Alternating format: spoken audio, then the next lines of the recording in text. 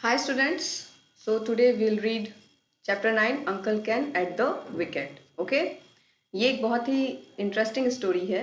सो इसे स्टार्ट किया जाता है. Okay, uncle Ken dad's younger brother was living with us at Kanpur. Uncle Ken जो हैं वो मेरे पापा के छोटे भाई हैं जो हमारे साथ कानपुर में रहते हैं.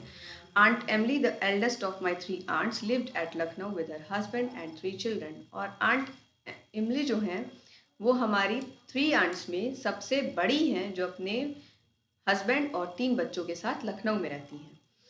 One day uncle Ken announce that he was going to Lucknow to stay with aunt Emily. एक दिन अंकल कैन ने ये घोषणा करते हुए कहा कि वो लखनऊ जा रहे हैं आंट एमली के यहाँ. She has 3 children and a school to look after. उसके 3 बच्चे हैं और एक स्कूल है जिससे उसकी देखभाल करनी है. Said granny, don't stay there too long. तो दादी ने मेरे क्या कहा कि उसके 3 बच्चे हैं और उसको वो एक स्कूल भी देखना होता है, तो वहाँ पर बहुत ज़्यादा दिन मत रुकना. She doesn't mind how long I stay, uncle Ken grumpily and off he went. उन्होंने क्या कहा दादी से फिर कि मैं कितने दिन भी रुकूं उसे फर्क नहीं पड़ेगा. इतना कह के वो चले गए. Uncle Ken's visit to Lucknow prove very interesting and memorable.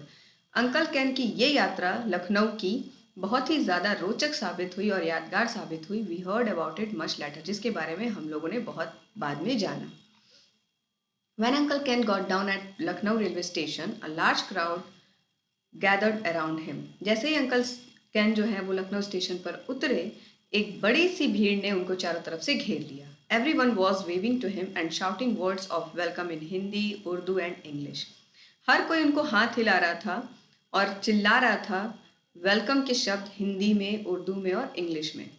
Before Uncle Ken could make out what it was all about, his neck was piled high with garlands of marigold. इससे पहले कि अंकल कैन कुछ समझ पाते कि ये हो क्या रहा है, उनके गले में फूलों की माला क्या हो गई कि भरमार लग गई.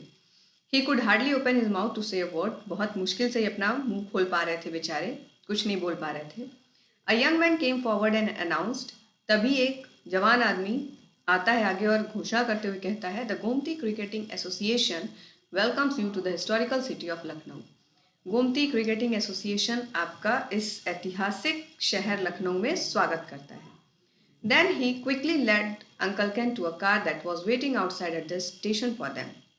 और फिर वो अंकल कैन को जल्दी से एक गाड़ी की तरफ जो कि स्टेशन के बाहर उन लोगों का वेट कर रही है वहां लेकर जाता है.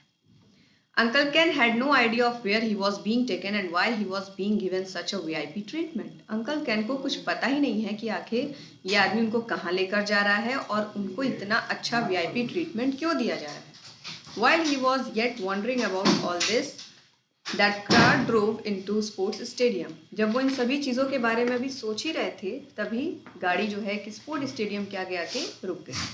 Only then did Uncle Ken realize that he was expected to play in a cricket match. अब Uncle Ken की समझ में आया कि अच्छा उनको शायद क्रिकेट मैच खेलना होगा.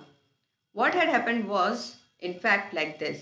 असल में हुआ क्या था, ये कुछ इस तरह से है. अब जो नरेटर है ना वो कहानी बता रहा है कि अंकल कैन के साथ क्या हुआ कि उनको इतना वीआईपी ट्रीटमेंट मिल रहा था, लोग उनका स्वागत कर रहे थे लखनऊ पे, है ना. अब ये वो कहानी बता रहे हैं. Bruce Hallam, the famous English cricketer, was touring India and had agreed to play in a charity match at Lucknow.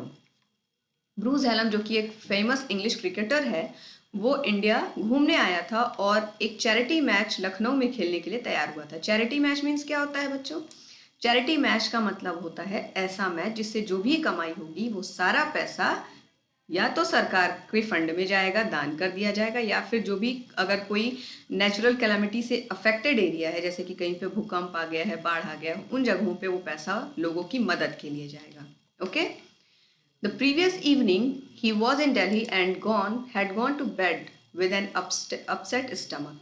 इससे पहले वाले शाम को वो दिल्ली में था. कौन? ब्रूस हेलम, है ना. ब्रूस हेलम दिल्ली में था और अपना पेट ठीक न होने की वजह से बिस्तर में पड़ा हुआ था. सो ही hadn't been able to catch the train. तो इस वजह से वो ट्रेन नहीं पकड़ पाया, टाइम से ट्रेन नहीं पकड़ पाया. He had sent a message to the organizers of the match in Lucknow, but they didn't get it. उसने संदेश तो भेज दिया था लखनऊ में जो क्रिकेटिंग एसोसिएशन के ऑर्गेनाइजर्स थे, मगर उनको वो मैसेज मिला नहीं था.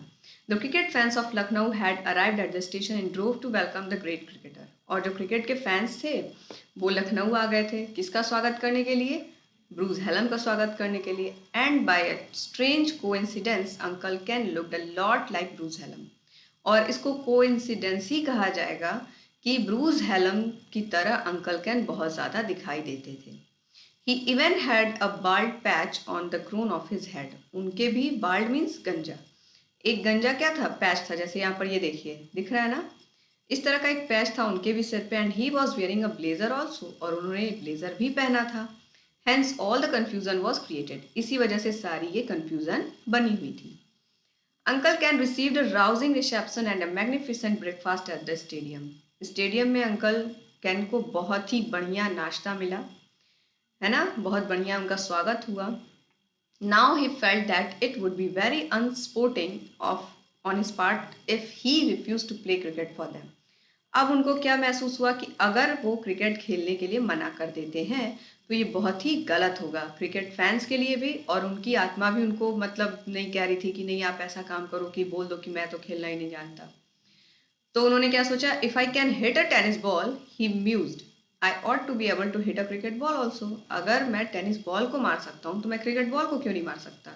बिल्कुल मार सकता हूँ। एंड लकीली, और सौभाग्य से, he had a white shirt and a pair of white trousers in his suitcase. उनके पास एक वाइट शर्ट और एक वाइट पैंट उनके सूटकेस में उन्होंने पैक करके वो लेके आए थे कानपुर से।